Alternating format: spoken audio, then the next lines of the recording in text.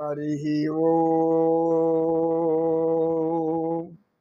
ఓం నమ శివాయ. శంకర అభయంకర విజయంకర శుభంకర పరమ పావనకర పరమ పవిత్ర పరమేశ్వర పాహిమాం రక్షమాం. మనుజుడై పుట్టి మనుజుని సేవించి అనుదినము దుఃఖ మందనేలా. మనుజుడై పుట్టి మనుజుని సేవించి అనుదినము దుఃఖమందనే.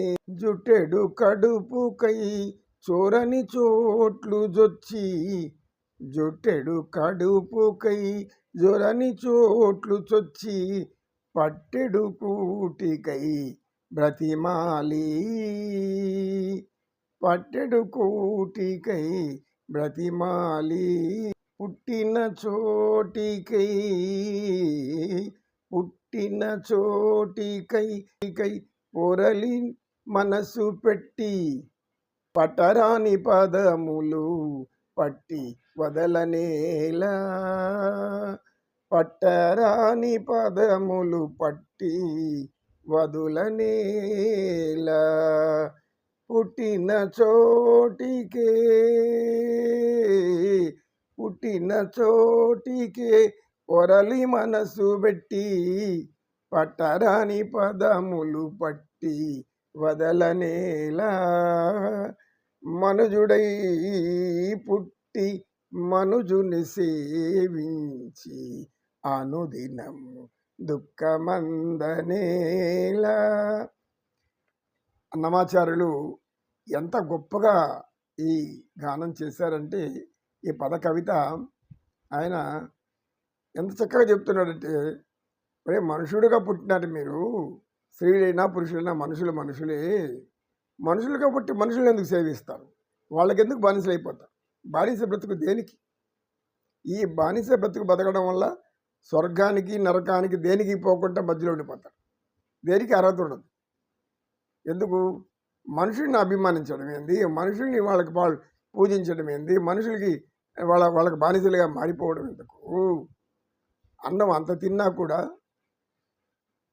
జుట్టెడు కూటికై జొరని చోట్లు చొచ్చి, అంత అన్నానికి ఎక్కడెక్కడో ఇంట్లో దూలుది అడుక్కోను లేదంటే దొంగతనం చేసో చొరని చోట్లు చొచ్చి, అంటే ఏ చోట్లకు పోకూడదు ఆ చోట్లంతా వెళ్ళిపోయి అక్కడ ఎత్తుక్కొని ఏం చేస్తాడు మానవుడు?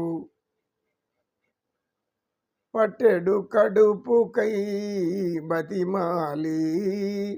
అంత కడుపు కోసం ఎందరినో అడుక్కొని బతిమాలి ఎందుగా బతుకుతావు?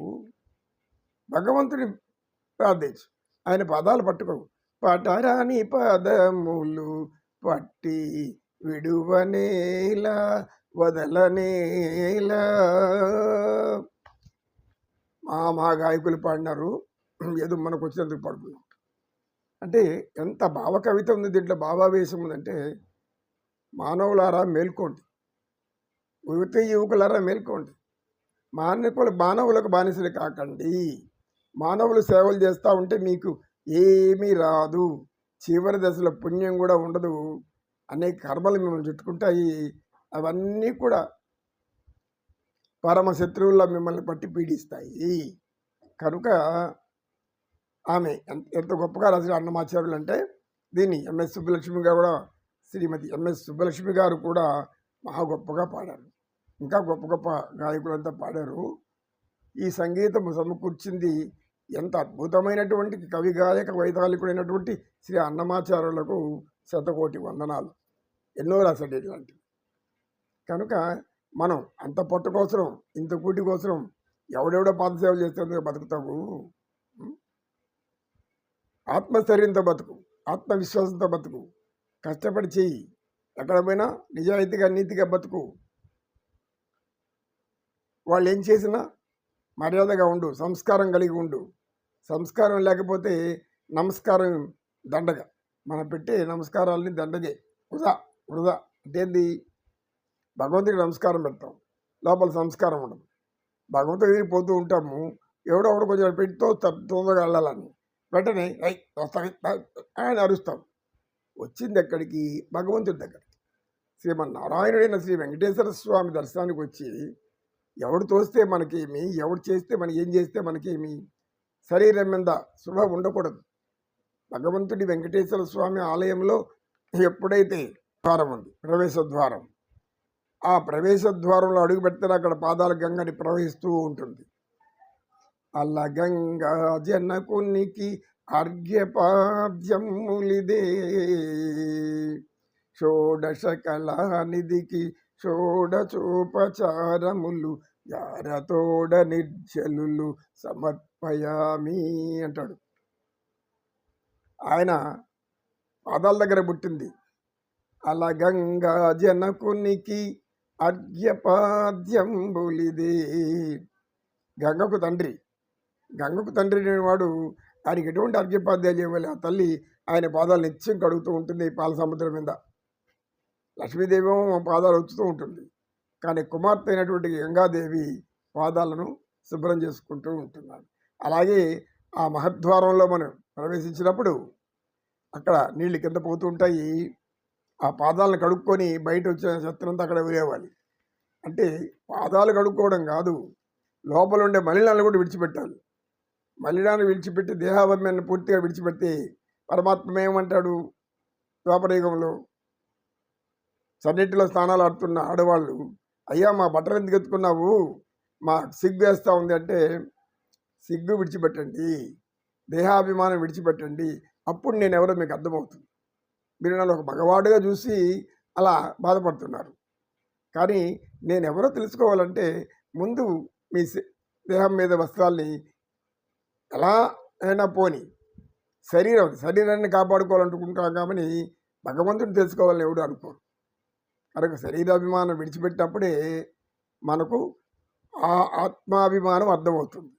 అప్పుడు మాత్రమే ఇందాక చెప్పుకున్నటువంటి 22వ శ్లోకంలో శరీరాభిమానాన్ని విడిచిపెడితే ఇందులో ఉన్న జీవుడు ఎవరు, జీవాత్మ ఎవరు, ఆత్మస్వరూపం అంటే ఏమి, ఎందుకు ఈ శరీరాన్ని విడిచిపెడుతున్నాము?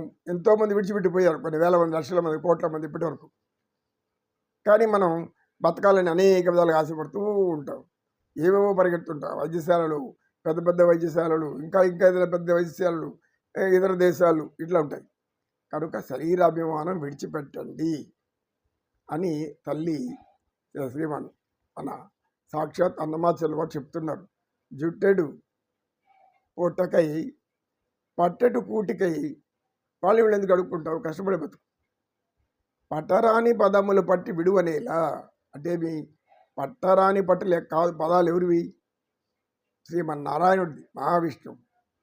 బ్రహ్మ కడిగిన పాదము, బ్రహ్మము తానైన పాదం, బ్రహ్మ కడిగిన పాదము, బ్రహ్మము తానేడి పాదము, ఎన్నో ఉన్నాయి మహానుభావుడు.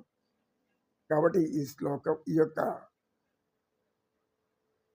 సంగీత విద్వాంసుడైనటువంటి అన్నమాచార్యులు పద కవిత పితామహుడు ఆ ఈ కీర్తనలో అంత అద్భుతమైన భావావేశాలు ఉన్నాయి, చాలా ఉన్నాయి. అందరూ ఆ కీర్తనలు విన్నామంటే ఒళ్ళు మైమర్చిపోయి పులకరించి కళ్ళల్లో నీళ్ళ ఇష్టంగా వచ్చేస్తాం. అందరికీ నా హృదయపూర్వక నమస్సమాంజలి. నమో కృష్ణ, నమో కృష్ణ, కృష్ణం వందే జగద్గురు.